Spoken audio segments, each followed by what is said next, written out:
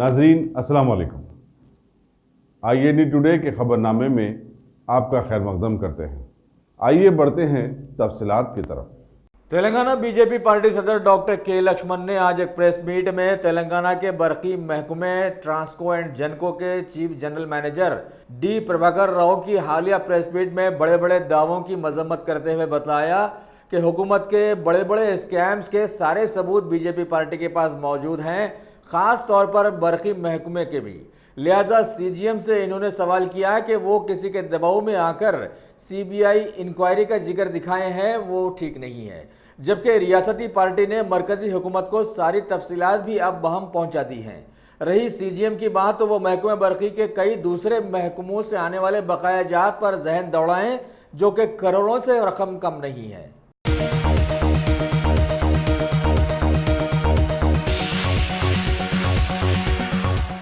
Congress legislature party के दलित leader भट्टी विक्रमार्का ने आज एक प्रेस मीट में TRS हुकूमत पर सख्त तनकीद करते हुए बतलाया कि अब ये पार्टी भी बीजेपी पार्टी की तरह ही काम करते हुए सवों स्कैम्स में मुलविस हो गई है।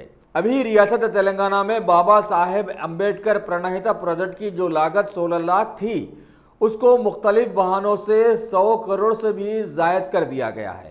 कालेश्वरम प्रोजेक्ट से रियासत की 50 लाख एकड़ खेती के साथ हैदराबाद को भी पानी सरबराह करने का मंसूबा बनाया गया था, लेकिन अभी सिर्फ TRS कारकुनों की खरीदी गई खेती बाड़ी तक ही ये पानी पहुंचाया जा रहा है।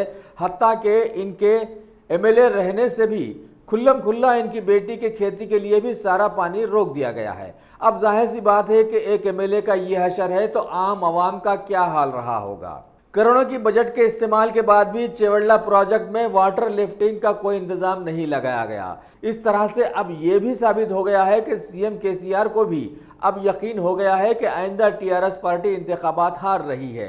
लिहाजा जो भी बटोरना है अभी बटोर लो, जबकि TRS कारकुन अलग से छोटे मोटे किसानों की जमीनात मट्टी के मोल खरीदते फिर रहे हैं और माहौल को एकदम बिगाड़ कर रख दिए हैं।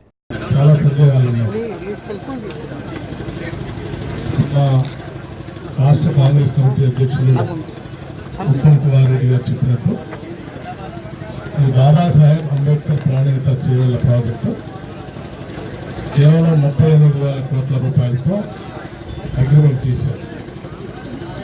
అప్పటికే 10,000 కోట్ల రూపాయలు ఖర్చు పెట్టారు. ఇంకా దీని మీద ఖర్చు పెట్టాల్సింది కేవలం 28,000 కోట్ల రూపాయలు మాత్రమే. ఈ అగ్రిమెంట్ కూడా EPC కాంట్రాక్ట్ సిస్టమ్. కాంట్రాక్టర్ కి రాష్ట్ర ప్రభుత్వం అగ్రిమెంట్. రేట్లు పెరిగినా తగ్గినా ప్రభుత్వానికి సంబంధం లేదు. ఆ రేటు ప్రకారం ప్రాజెక్ట్ పూర్తి చేసి రాష్ట్రానికి అందించాల్సిన బాధ్యత రాష్ట్ర ప్రభుత్వం కాంట్రాక్టర్. అంటే కేవలం 28,000 కోట్ల రూపాయలతో మాత్రమే అయిపోయేటువంటి ఈ బాబాసాహెబ్ అంబేద్కర్ ప్రాణహిత చేవెళ్ల ప్రాజెక్ట్ 16 లక్షల ఎకరాలు నీళ్లు ఇస్తా ఉంది. 80% తెలంగాణ ప్రాంతానికి మంచినీటి వసతి కల్పిస్తా ఉంది. హైదరాబాద్ నగరానికి సగం పరిశ్రమ అవసరాలు కూడా తీరుస్తా ఉంది. ప్లస్ 70 కిలోమీటర్లు గ్రావిటీ తోటి వస్తా ఉంది. కేవలం చిన్న ఎత్తుతో శ్రీపాదెల్లపల్లిలో నీళ్లు వేసుకోవడానికి అవకాశం ఉంది. ప్రతి సంవత్సరం రికరింగ్ ఎక్స్పెండిచర్ కూడా లేదు. అంటే ఇంత అతి తక్కువ ఖర్చుతో సంవత్సరానికి 10,000 కోట్ల రూపాయల లెక్క మొదటి 3 సంవత్సరాలు, అంటే రాష్ట్ర ఏర్పడి 6 సంవత్సరాలు అవుతుంది.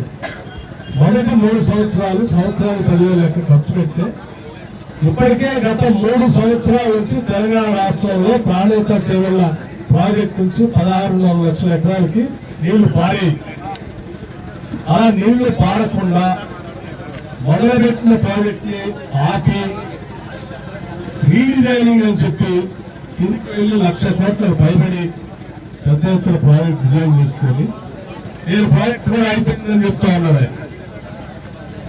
కాళేశ్వరం ప్రాజెక్ట్ అంటే కేవలం మేడిగడ్డ, అన్నారం, సునీల్ ఒక్కటే కాదు, చాలా పెద్ద ఎత్తున ఉంది.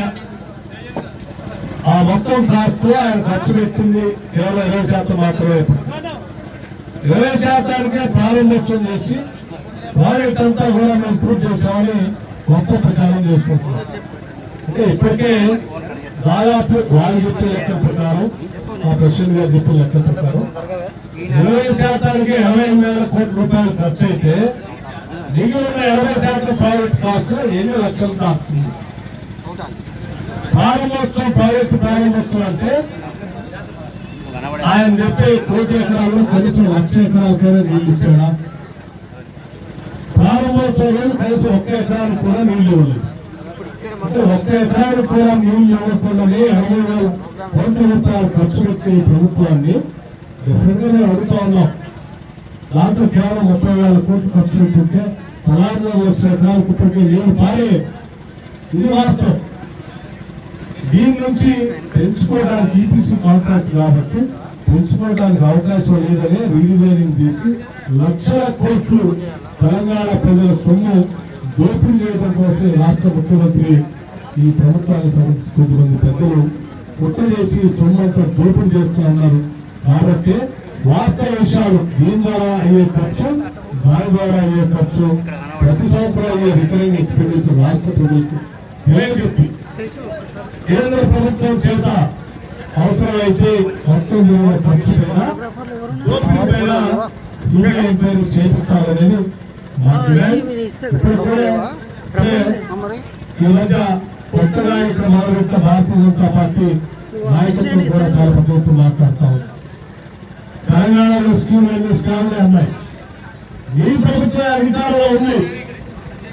కాళేశ్వరం మొత్తం దోపిడీ జరుగుతుందని రోజు బ్యాంకులు ఇవ్వటం కాదు. ఈ హోంమంత్రితో మాట్లాడండి, సిబిఐతో ఎంక్వైరీ చేయించండి. అలా చేపించకుండా మిమ్మల్ని ఎవరు అడ్డుపడుతూ ఉన్నారు? మీకు టీఆర్ఎస్ కు ఉన్నటువంటి ఒప్పందం ఏంటప్పుడు కేవలం బయట మాట్లాడతాడా?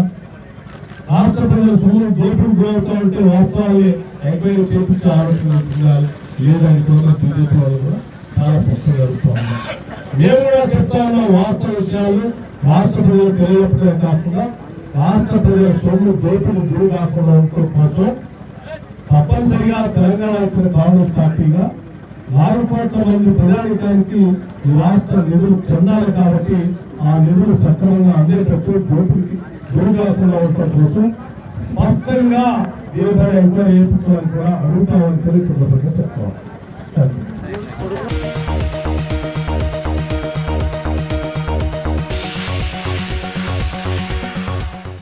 तेलंगाना बीजेपी पार्टी की एमपी बैंडी संजय ने भी एक प्रेस मीट में बतलाया कि रियासत को ग्रेनाइट की उपज से बड़े फायदे हासिल रहे हैं, लेकिन इसके फायदे सिर्फ टीआरएस पार्टी के लीडर्स और उनके चाहने वाले कारोबारियों तक महदूद कर दिए गए हैं और ये कारोबारी ग्रेनाइट की खोज के नाम पर गांव-गांव को तबाह करके रख दे रहे हैं। जबकि माइनिंग अथॉरिटीज ने करोड़ों के बकायाजात टैक्सेस के लिए 2008 में नोटिस जारी की थी, लेकिन अभी तक इसका कोई रेस्पॉन्स नहीं दिया गया। रियासत के ग्रेनाइट की चाइना में बड़ी हद तक मांग है, लेकिन बेकायदगियों के चलते वहां की हुकूमत भी अब इससे अपना दामन बचा रही है। चूंकि इस कारोबार में टीआरएस हुकूमत के ही कई लोग शरीक हैं, लिहाजा हुकूमत भी इनकी तरफ से अपनी आंखें मूंद कर बैठी हुई है। बीजेपी पार्टी इस सिलसिले में भी इंक्वायरी के लिए मरकजी हुकूमत से रुजू हुई है। రాష్ట్ర వ్యాప్తంగా జరుగుతున్నటువంటి గ్రానైట్ అక్రమ వ్యాపారం మీద వాస్తవ విషయాలను, జరుగుతున్న అక్రమాలను ప్రజలకు తెలియాలనే ఉద్దేశంతో ఈరోజు ఈ మీడియా సమావేశాన్ని ఏర్పడడం జరిగింది. మీ అందరికీ తెలిసిందే, తెలంగాణ రాష్ట్రంలో ప్రభుత్వానికి ఎక్కువ ఆదాయాన్ని సమకూర్చేటువంటి వ్యవస్థ గ్రానైట్ వ్యవస్థ. కరీంనగర్తో పాటు తెలంగాణ రాష్ట్రంలో అందరూ కూడా ఈ వ్యాపారము పెద్ద ఎత్తున సాగుతూ ఉన్నది. కరీంనగర్లో ఎక్కువ. ఇంకా దీని ద్వారా ప్రభుత్వానికి పెద్ద ఎత్తున ఆదాయం రావాల్సి ఉండగా దీని ద్వారా ఏవైతే గ్రానైట్ ప్రాంతంలో ఎఫెక్టెడ్ ప్లేసెస్ ఉంటాయో, గ్రామాలు ఉంటాయో, అవి అభివృద్ధి జరిగి ఆ బాధిత కుటుంబాలకు న్యాయం జరగాల్సి ఉండగా, ఆ గ్రామాలు అభివృద్ధి చెందాల్సి ఉండగా ప్రభుత్వానికి ఆదాయం వస్తలేదు, ఆ గ్రామాలు అభివృద్ధి చెందలేవు. ఆ గ్రామాల బాధితులందరూ కూడా అనేక ఇబ్బందులు పడుతున్నారు. లాభం జరిగేది ఎవరంటే అడ్డగోలుగా అక్రమంగా వ్యాపారస్తులు మాత్రమే లాభం పొందుతున్నారు. రాజకీయ నాయకులు లాభం పొందుతున్నారు. సంబంధిత అధికారులు లాభం పొందుతున్నారు. ఇది తెలంగాణ రాష్ట్రంలో జరుగుతున్నది. గతంలో కాంగ్రెస్ పార్టీ అధికారంలో ఉన్నప్పుడు ఇదే పంద కొనసాగింది. అప్పుడు టీఆర్ఎస్ పార్టీ విమర్శలు చేసింది కాంగ్రెస్ పార్టీ మీద. తిరిగి టీఆర్ఎస్ పార్టీ అధికారంలోకి వచ్చిన తర్వాత సేమ్ యథేచ్ఛగా ఇంకా ఎక్కువ వ్యాపారం చేస్తూ ఉన్నారు, అక్రమ పద్ధతి ద్వారా అడ్డగోలుగా. ఇది భారతీయ జనతా పార్టీ చేస్తున్న ఆరోపణ కాదు. ఇది సాక్షాత్తు మైన్స్ శాఖ అధికారులు ఈ రాష్ట్ర ప్రభుత్వానికి ఇచ్చిన నివేదిక. వాళ్ళ దాదాపు 749,76,76,882 రూపాయలు. 746,76,882 రూపాయలు సీనరీస్ ట్యాక్స్. ఇది క్వారీ యజమానులు చెల్లించాలని చెప్పి మైన్స్ అధికారులు నోటీసులు జారీ చేయడం జరిగింది.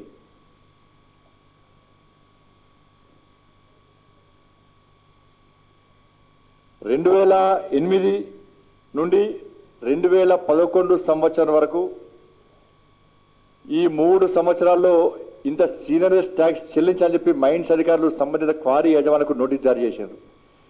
దీనిలో వాస్తవ విషయం ఏంటంటే అక్రమంగా క్వారీలకెళ్ళి గ్రానైట్ తీవడము, తీసినటువంటి బ్లాక్స్ను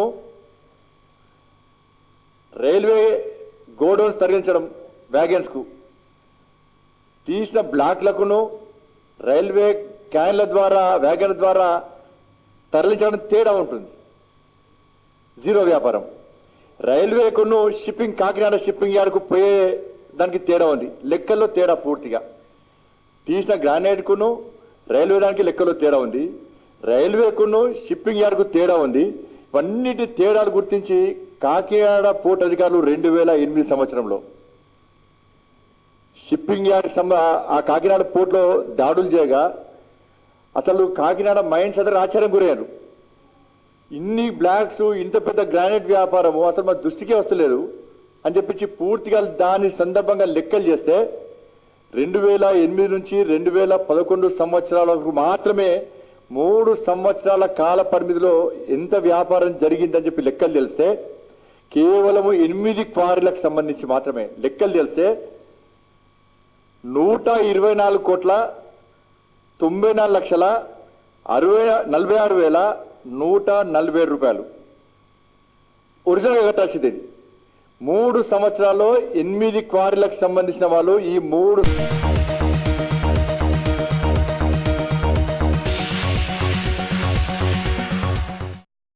टॉप सिलेक्शन कंप्यूटर्स।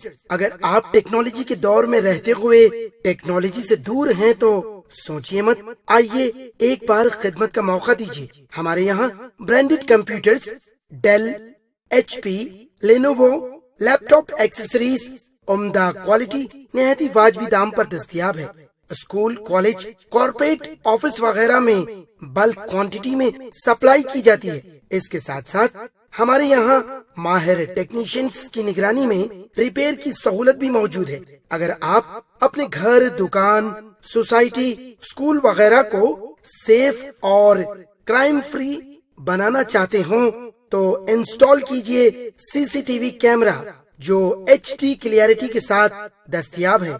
गुज़िश्ता 10 साल से मुल्क भर में अपनी इन तमाम खिदमात को जारी रखते हुए आपके एतमाद को बरकरार रखने वाला नाम top selection computers, Vijayanagar colony beside Riyan hotel Hyderabad. Director Syed Rashid Ali. Phone 9849715954। Top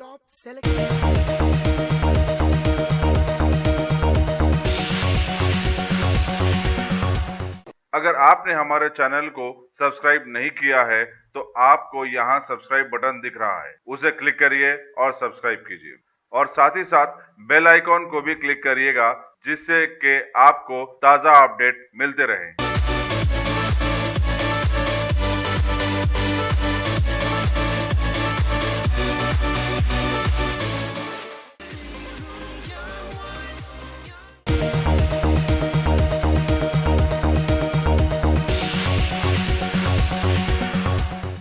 शहर हैदराबाद में वबाई अमराज का एकदम ज़बरदस्त हमला आज माहौल में सामने आया है और सारे सरकारी दवाखानों के साथ साथ बहुत सारे खानगी दवाखाने भी आवाम की दौलत खींचने में मसरूफ देखे गए हैं। अभी हुकूमत के सरकारी दवाखाने गांधी हॉस्पिटल की हालत जार सामने आई कि वहां के न्यूरो सर्जन वार्ड के साथ साथ बहुत सारे वार्ड्स में मरीजों की बहुतायत से बहुत सारे गरीब मरीज शरीक होकर फर्श पर लेटकर अपना इलाज करवा रहे हैं। अब पता नहीं हुजूर निजाम के शहर हैदराबाद में आबादी बढ़ गई है या फिर टीआरएस हुकूमत कोताहियों में चल रही है कि इतने वबाई अमराज फूट पड़े हैं।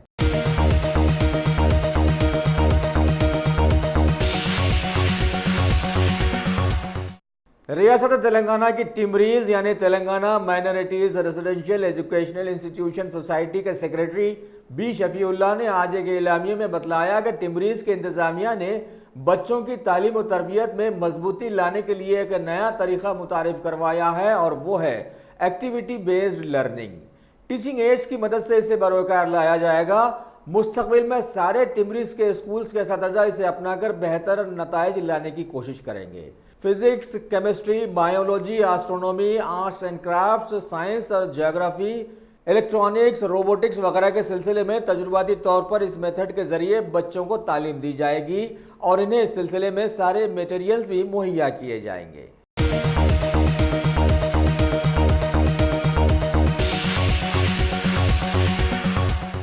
रियासती वजीर ट्रांसपोर्ट वी प्रशांत रेड्डी ने आज खैरताबाद के इंजीनियरिंग भवन में एहतमाम करदा रोड एंड ट्रैफिक सेफ्टी के एक सेमिनार में मेहमान खुसूसी के तौर पर शिरकत होते हुए बतलाया कि आम तौर पर सड़क हादसात आवाम की गफलत से रोनुमा होते हैं और ज़रा सी गलती लोगों को कई कई दिनों की तकालीफ में मुब्तला कर देती है।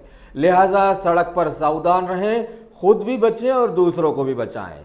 इन्होंने इस मौके पर नौजवानों से अपील की कि वो ट्रैफिक सेफ्टी के सिलसिले में आवाम का शऊर उजागर करें, जबकि इनकी वजारत मुस्तकबिल में स्कूल सिलेबस में भी रोड सेफ्टी के मालूमात शामिल करने का मंसूबा बना लिया है। Engineering Congress also this year. We are first on October 25th to 23rd, 25th we are having the international conference on mining and present and future investments, and also international conference on environmental degradation, key challenges to sustainable development, that is 22nd to 24th November. And this year we are having the 34th Indian Engineering Congress from 27th to 29th December, and also we are doing several other events. I convey my sincere thanks to the Honorable Minister, Roads and Transport Department, Government of Telangana, for making it convenient and attend this program. Sir, our request is, Minister, please kindly put your word to the Honorable Chief Minister of Telangana to grace the inaugural function of our centenary celebrations that we are going to start on 15th September 2019, sir. I'm also thanks to Ganpati engineers Telangana గౌరవనీయులు అంజయ్ గారికి,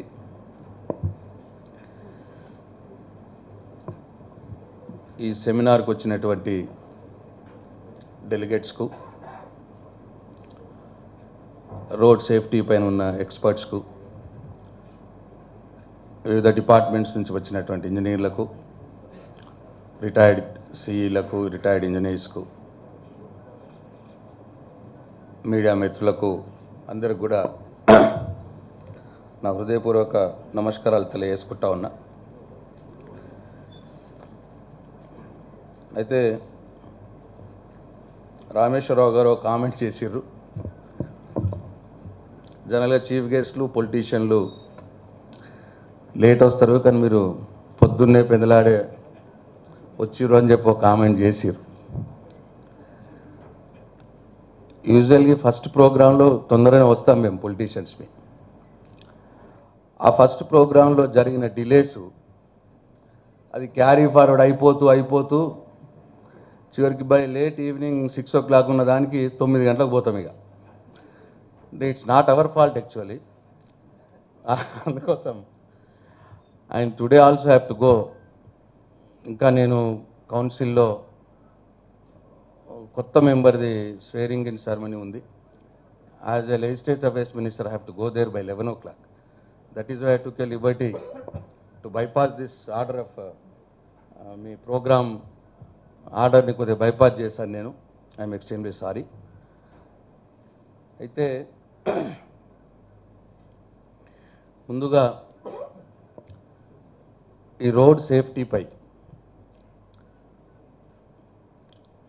సంబంధించి అనేక విషయాలపై ఒక extensive అవగాహన రావటానికి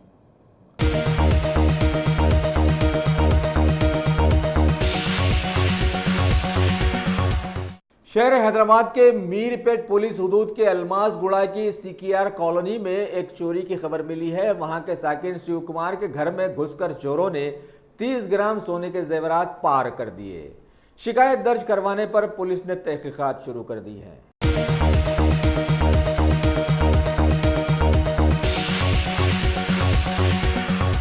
भगवान देवी hospital doctor Om Prakash Agarwal presents जूही clinics eight Shaikpet. 25 सालों से ऑर्थोपेडिक्स सर्विसेज खिदमत अंजाम देते आ रहे हैं। भगवान देवी हॉस्पिटल है हमेशा आपके साथ। Doctor Om Prakash Agarwal MS ortho senior orthopaedic surgeon, doctor Arvind Kumar MS ortho senior orthopaedic surgeon. Treatment for difficult fractures, joint replacement, arthroscopy surgery, spine surgery, all under one roof. हजारों मरीजों का कामयाब इलाज जदीद टेक्नोलॉजी के जरिए। तमाम ऑर्थोपेडिक सर्विसेज एक ही छत के नीचे। Modern operation theatre, 24 hours digital x-ray, ultrasound, diagnostics, operations facility and pharmacy. Juhi Clinic, 3rd floor, above Reliance Trends, beside D-Mart, Toli Chowki, Shekhpet, Hyderabad.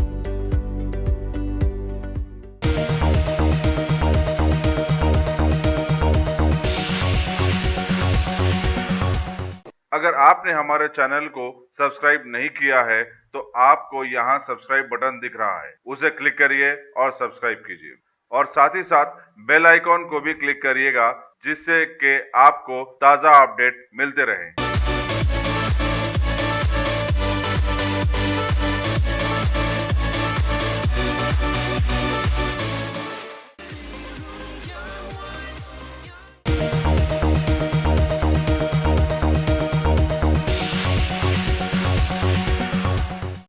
दुनिया के किसी भी मजहब ने उसके मानने वालों को बदमाशी नहीं सिखाई है, लिहाजा मजहब से अभी दूरी बुलहवसी की एक बड़ी मिसाल बनती जा रही है और लोग नाजायज़ ताल्लुकात से औलादें तक पैदा कर ले रहे हैं, जिनके ताल्लुक से सारे मज़ाहिब ने यह भी बतलाया है कि ऐसी औलादें समाज में नफ़रत फैलाती हैं और उसे तबाह करने की जिम्मेदार बनती हैं।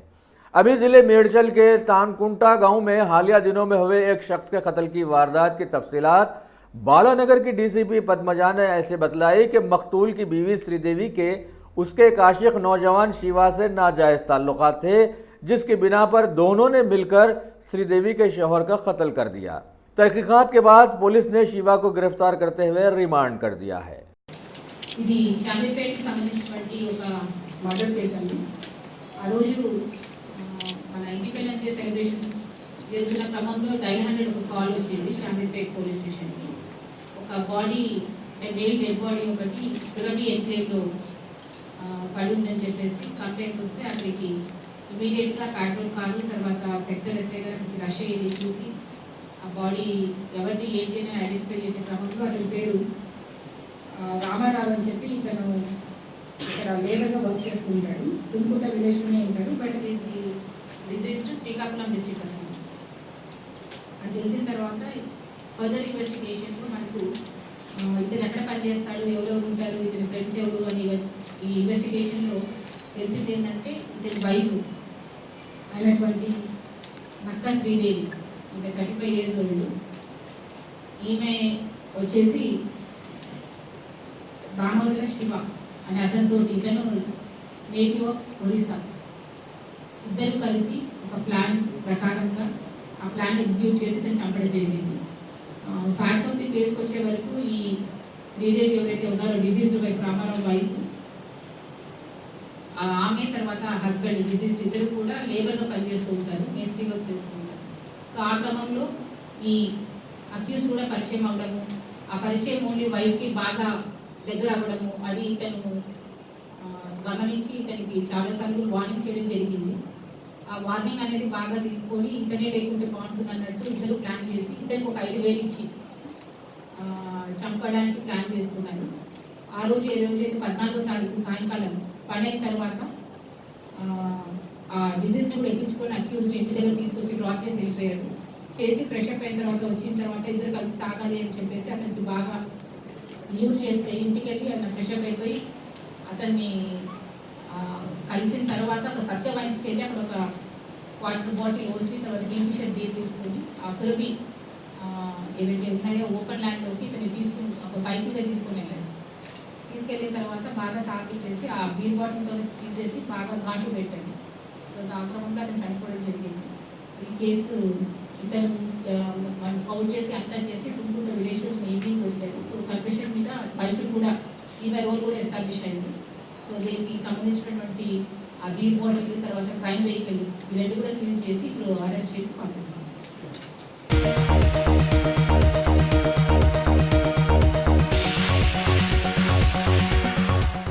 हैदराबाद के डिप्टी मेयर बाबा फसीउद्दीन ने आज यूसुफगोड़ा के केवीबी रेड्डी स्टेडियम का दौरा करते हुए हल्का जोबली हिल्स में हालिया दिनों में टीआरएस मेंबरशिप के कामयाब इनेकाद पर कल होने वाले एक फंक्शन के इंतजामात का जायजा लिया और बहुत सारी हिदायत भी जारी की। इस मौके पर उनके हमरा इलाके के एमएलए एम गोपीनाथ, यूसुफगोड़ा के कॉरपोरेटर संजय गौड़, वेंगलराव नगर के मनोहर के साथ साथ बहुत सारे टीआरएस पार्टी के लीडर्स भी साथ साथ रहे। वाज़ेह रहे कि इस फंक्शन को कल टीआरएस वर्किंग प्रेसिडेंट केटीआर मुखातिब करने वाले हैं।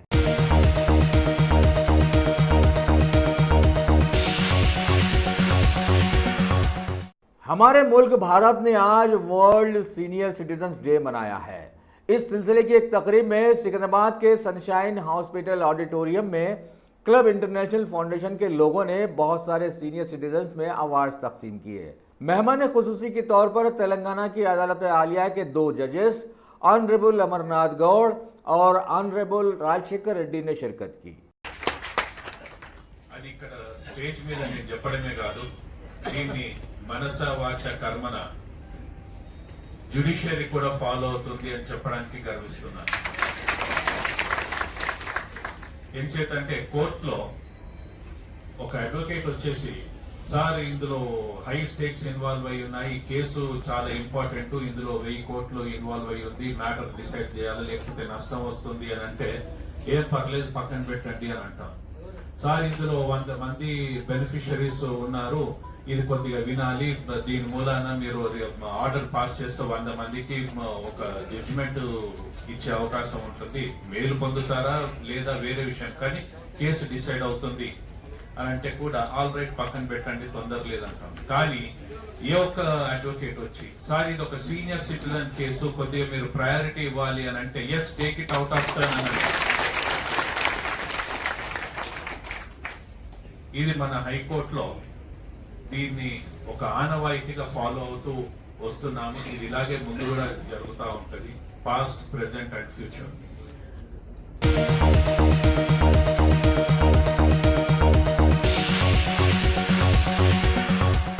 अगर आपने हमारे चैनल को सब्सक्राइब नहीं किया है तो आपको यहाँ सब्सक्राइब बटन दिख रहा है, उसे क्लिक करिए और सब्सक्राइब कीजिए और साथ ही साथ बेल आइकॉन को भी क्लिक करिएगा, जिससे कि आपको ताज़ा अपडेट मिलते रहें।